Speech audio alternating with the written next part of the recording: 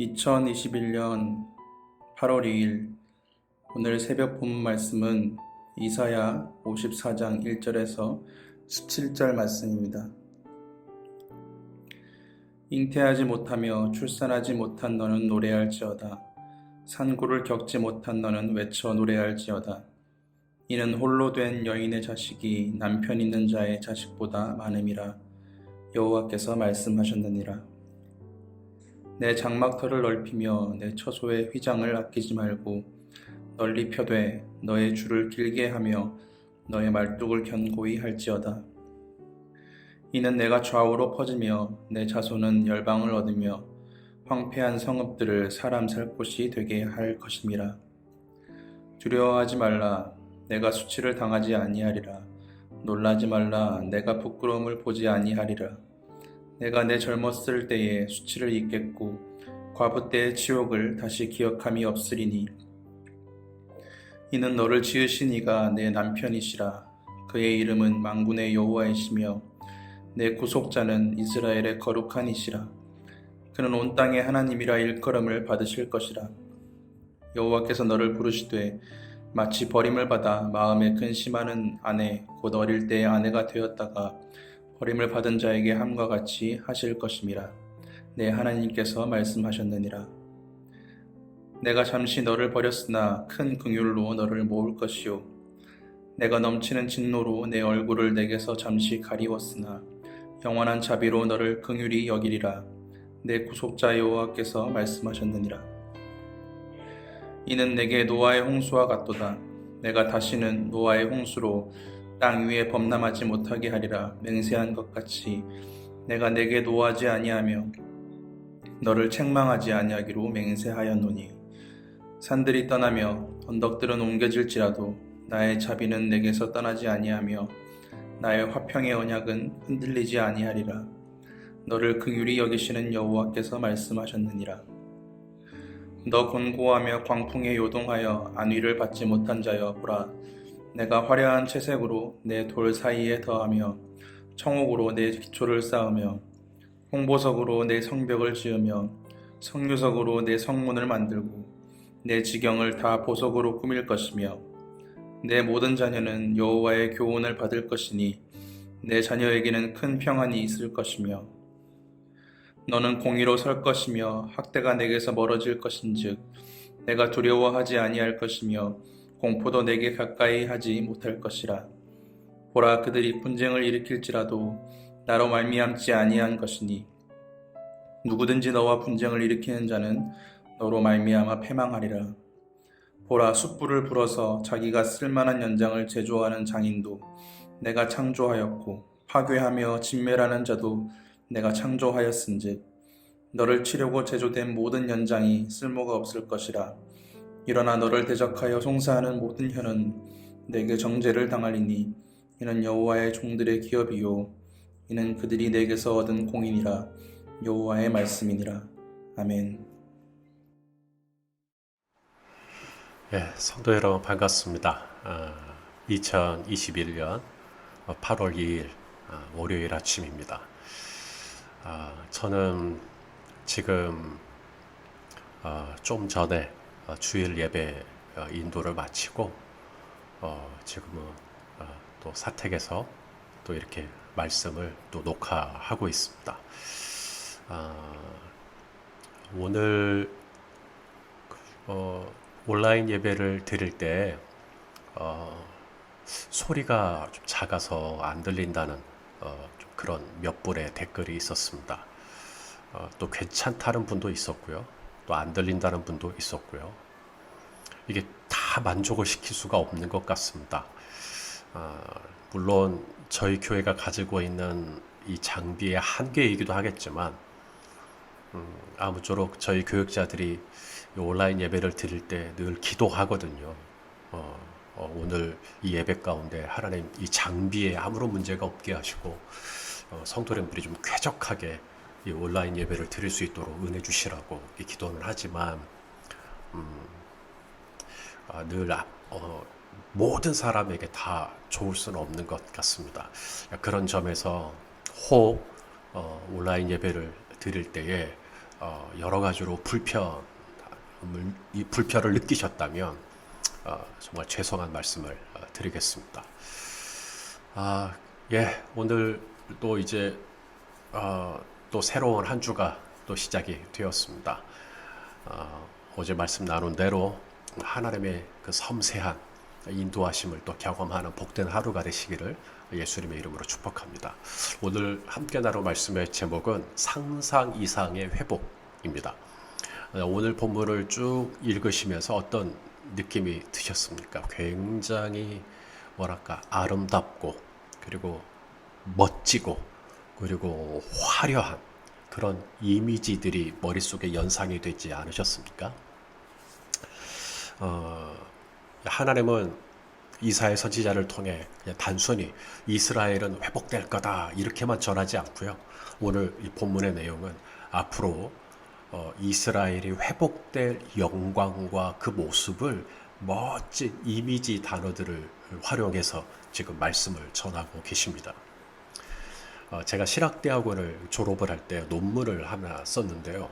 그 논문 제목이 상상력을 동원한 설교였어요. 제가 왜 그 논문을 썼냐면 성경을 읽다 보니까 하나님께서 선지자들을 통해 어떤 메시지를 주실 때 그냥 굉장히 단조로운 단어를 쓴 게 아니고요. 굉장히 뭐랄까 이미지 단어들, 이미지 그 상상력을 자극할 수 있는 그림 언어를 썼다라는 것을 제가 보았습니다. 예수님께서 비유를 드실 때 동절을 찾는 여인 이야기 아시죠? 또 양을 찾는 목자, 또 양을 찾아서는 돌아올 때 어떻게 돌아왔어요? 목에 태우고 돌아왔다. 이런 표현들을 쓰시거든요. 씨를 뿌리는 자가 씨를 뿌리러 나갈새, 덜어는 길가에 떨어지고, 그랬더니 참새가 와서 먹고, 돌밭에 떨어지고, 가시밭에 떨어지고, 좋은 밭에 떨어지고.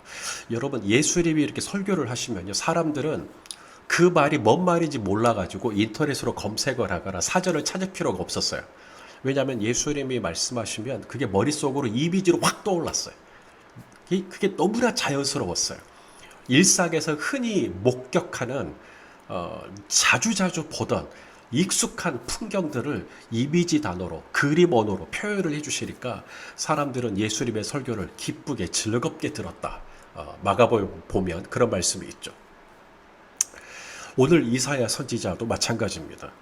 이스라엘은 회복될 거다. 하나님이 약속하셨다. 이렇게만 얘기해도 되는데 이스라엘이 어떻게 회복될 것인지, 얼마나 그 회복되는 모습이 아름다울 것인지 온갖 우리의 어떤 상상력을 자극하는 표현들을 쓰십니다.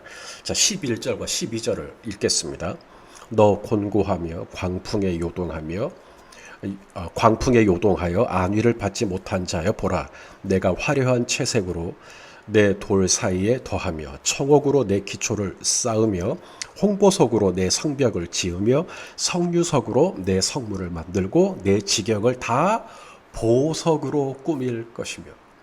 여러분, 이런 표현들이 어떻습니까? 그냥 눈이 그냥 저절로 커지지 않습니까? 정말로 이렇게 된다고? 너무나 눈부신 말씀 아닙니까? 하나님은요, 적당히 회복되어지는 이스라엘을 말씀하지 않아요. 완전한 회복을 넘어 이전보다 더 빛나는 찬란한 모습으로 지금 회복되어질 이스라엘을 지금 말씀하고 있는 것입니다. 여러분, 이스라엘은 잘못한 건 이스라엘이에요.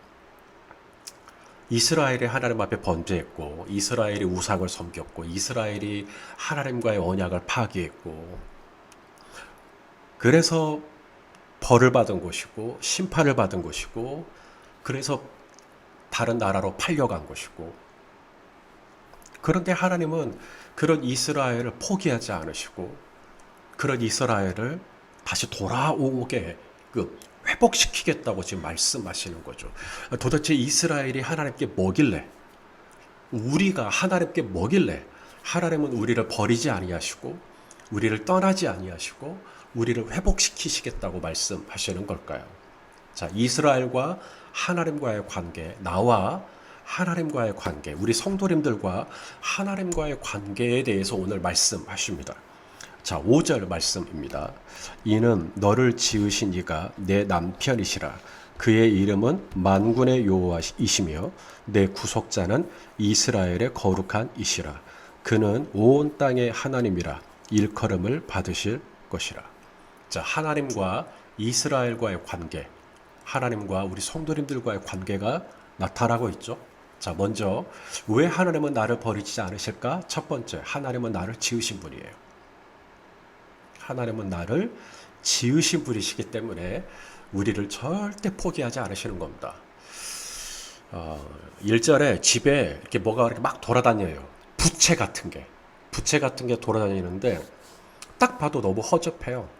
이 부채에 그려진 그림도 너무 형편없고, 또 부채를 만든 재료가 어디서 하여간 너무 이렇게 조악하다고 해야 될까? 그런데 그 부채를 버릴 수 있어요? 못 버려요. 왠지 아세요? 저희 쌍둥이들이 유치원에 가서 엄마 아빠를 생각하고 만들어 온 부채예요. 그걸 어떻게 버려요? 여러분, 사람도요, 자기가 뭔가를 만들었으면 거기에 애착을 갖습니다. 지금도 저희 식구들이 물을 마실 때 자주 쓰는 머그컵이 하나 있어요. 그 머그컵이 뭐냐면 제 아들이 아주 어렸을 적에 그 그림을 그려서 만든 머그컵이에요. 지금도 종종 아들은 그 머그컵으로 물을 마실 때면 저한테 얘기해요. 아빠, 이거 내가 그렸다. 아빠, 이거 내가 만들었다. 여러분, 사람도 그러는데 나를 모태에서 조성하시고 내 장부를 조직하시고 이런 하나님이 나를 어떻게 버려요? 우리는 자주 실수해요. 우리는 자주 넘어져요. 우리는 또 자주 반복해요. 그럴지라도 하나님은 나를 절대 포기하지 않으신다. 나를 유기하지 않으신다. 나를 내버려 두지 않으신다. 왜요? 나를 지으신 분이시니까. 자, 그 다음 두 번째, 하나님과 나와의 관계. 첫 번째는 나를 지으신 하나님이시고요. 둘째는 내 남편이시라는 표현이 오늘 본문에 나오죠. 하나님은 이스라엘의 남편이다. 나의 남편이다. 자, 이것은 호세아 선지자가 외쳤던 메시지에도 동일한 이미지 단어가 나옵니다. 자, 호세아 2장 19절에서 20절 말씀을 읽을게요. 내가 내게 장가들어 영원히 살되 공의와 정의와 은총과 긍휼히 여김으로 내게 장가들며 진실함으로 내게 장가들리니 내가 여호와를 알리라. 여러분, 사람은요, 같이 살다가 어떤 일로 헤어지기도 합니다. 그런데 우리 하나님은요, 내가 내게 장가들어 영원히 살겠다라고 말씀하십니다. 공의와 정의와 은총과 긍휼히 여김으로 절대 이스라엘을 떠나지 않겠다고, 이스라엘을 버리지 않겠다고, 내가 영원히 살겠다고 말씀하시는 거예요. 그래서 우리 하나님은 저와 여러분을 버리지 않는 겁니다. 하나님은 나를 지으신 분이시고 하나님은 우리의 남편이시기 때문입니다. 그 다음 세 번째, 하나님은 왜 나를 포기하지 않으시는가? 나를 구속하신 분이세요. 여러분, 이 구속이라는 단어가 무슨 뜻인지 아세요? 자, 종이 있어요, 종. 이 종이 자유를 얻는 방법이 있습니다. 어떻게 하면 자유를 얻을까요?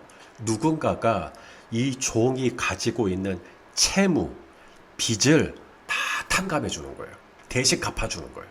그러면 종은 모든 채무로부터 빚이 벗어났기 때문에 자유인이 될 수가 있습니다. 그것을 가리켜 구속이라고 말씀하시는 거예요. 하나님이 저와 여러분의 죄값, 죄는 내가 지었어요. 빚은 내가 졌다고요. 그런데 하나님께서 내 빚을 다 갚아주시는 거예요.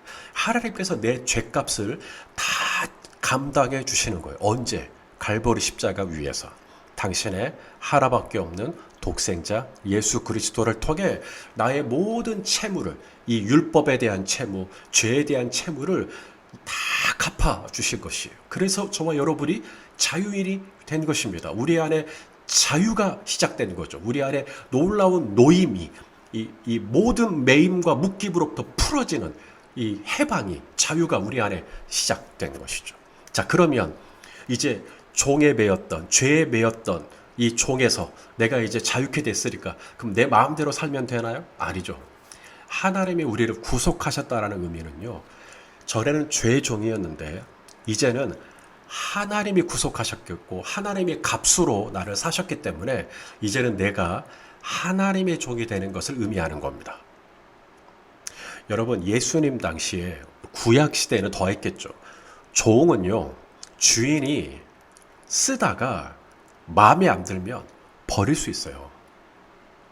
그런데 하나님은요, 우리를 위하여 값을 지불하고 종으로 사셔서 절대로 우리를 버리지 않는다라고 말씀하시는 거예요. 하나님은.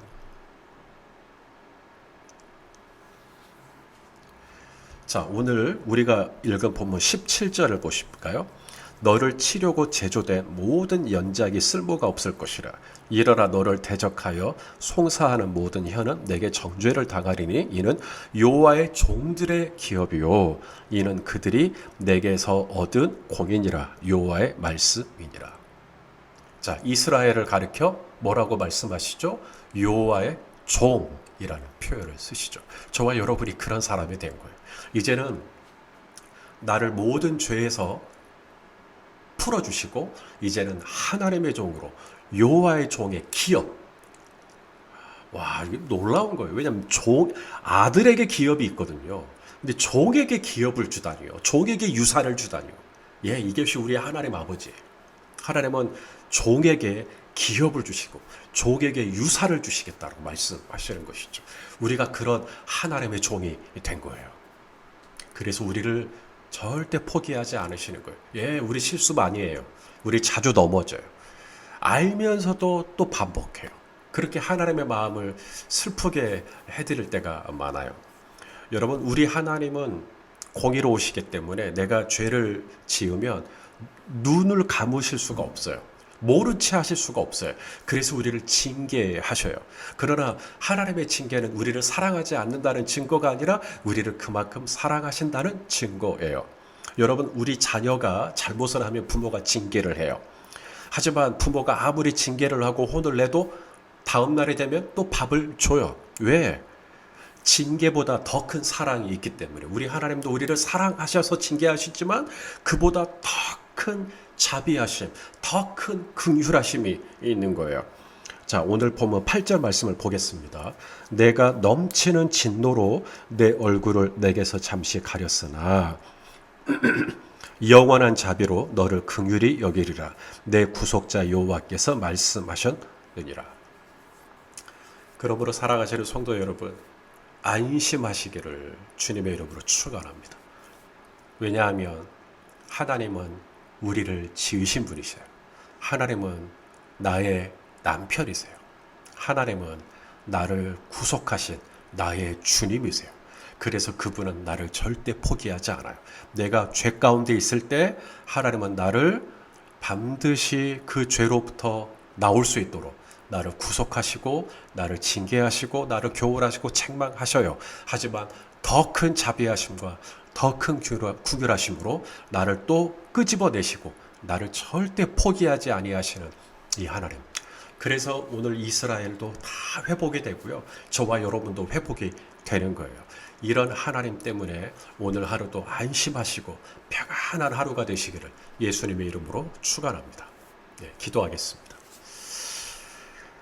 네, 존귀하신 아버지 하나님, 나를 지으셨고 또 나에게 장가 드셨고 또한 나를 구속하셨고 그래서 나를 절대 버리지 아니하시고 나를 포기하지 않으시는, 나를 마침내 회복시키시는 아버지 하나님의 성실하심을 찬양합니다.